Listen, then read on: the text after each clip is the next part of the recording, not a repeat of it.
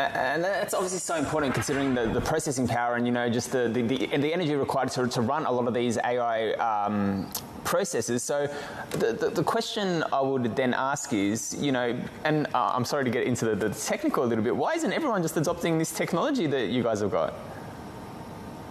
Right, and I misspoke. I meant like 1 million chips a week. I'll get yelled at later if I don't correct. So why isn't everybody using this? Everybody is. The endpoint market is huge. It's 30 billion devices are made every year.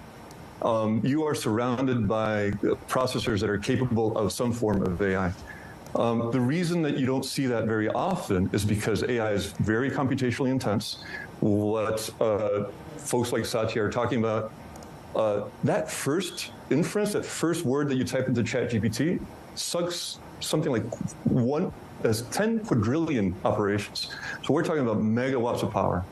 Endpoint AI is completely different, right? And it's supposed to be operated on batteries. It's supposed to go on your wrist, and it has to be very low power.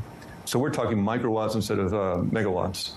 And that's only recently, the last 10 years or so, that Ambiq has been able to drop the power from normal to about 1/10 of the power.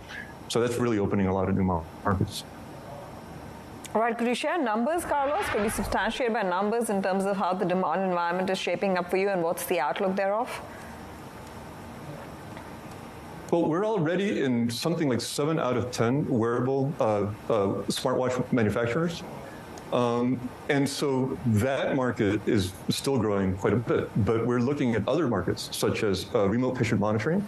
With the changing demographics of the planet and the aging of the population, healthcare is looking more and more towards things like remote patient monitoring. The traditional way to do it is to collect a bunch of data. You go back to the office and you talk to a doctor. Post-COVID, what we're seeing is a lot of analytics happening right at the house, right on your wrist. Instead of getting information about here's your ECG over 30 days, you're collecting just analytics about your electrocardiogram, and you're sending only the relevant information to the doctors.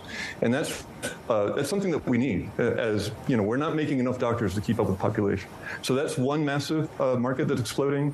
I would say industrial IoT, we're seeing a lot of interest in AI on those